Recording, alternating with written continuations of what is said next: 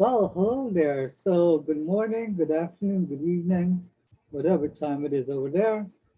I'm Father Rudin. I'm a deacon in the Orthodox Church, and I'm back here with another video.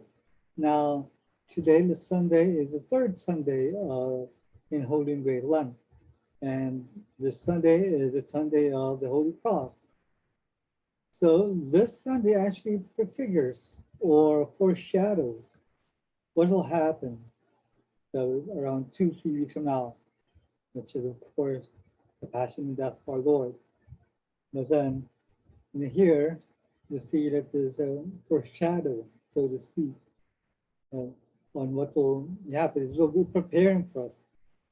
It's preparing us for what will be coming or what's to come.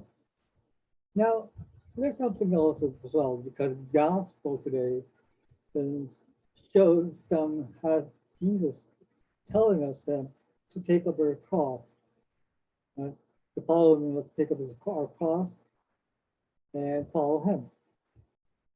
So that's very important. Again, this is a foreshadowing. Remember when Jesus said that, um, his passion that hasn't happened yet. So he already foreshadowed what will happen. But even more importantly than that, beyond the foreshadowing, what does that actually mean to take up our cross? What is our cross anyway? Well, a cross would mean anything. It will depend on our situation in our lives, whether that would be our suffering, usually it would be our own sufferings, and our own faults. Okay? Um, these are the things that we carry, that we should carry in order to follow him. And St. Paul did say that he is filling up what is lacking in what Jesus suffered. Now, that doesn't mean that Jesus' suffering is lacking in itself. That's not the point of Paul. Actually, that's a very much deeper meaning than that. That means that he is what he's doing, what Paul is doing is that his suffering, okay, his suffering has value. It doesn't mean that it doesn't mean that the suffering of Jesus is in and of itself lacking. But then our suffering adds, okay, or has meaning for our salvation. In the same way that Jesus said that to carry our cross. It means that our sufferings has value in itself in going for in salvation.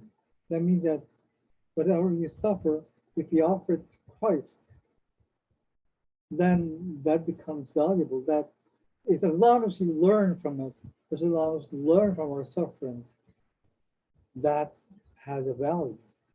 Your suffering in itself doesn't have value if have you don't know what it means to us. If we don't have prayer. That's why again we go back to fasting. Fasting itself doesn't mean anything without prayer. It's the same thing with our sufferings. Our suffering in itself doesn't mean anything if it doesn't have prayer, if it isn't connected with Christ. So that's why we should connect our sufferings to Christ, to Christ's suffering. And then it becomes important. It has a meaning. It becomes important to our salvation then. It's a much more a deeper level of suffering. Most Protestants don't understand about this one anymore because for them, anything that is material doesn't mean anything. But for us Orthodox, our suffering means something. That's why Jesus said to take up our cross. It's follow him, must take up a cross. Because for Jesus, what we do has meaning as long as it is we remain in him, as long as we are with him, then it has meaning. Then our sufferings have meaning towards our salvation, our growth, until we, we are transformed to become like Christ towards theosis. So That is another way from passion, from our passions to dispassion, along with our sufferings towards theosis. So those are the steps until we become like Christ, like Him. So I hope you like this video. And if you like this one, click like and subscribe, and I'll see you on the next video.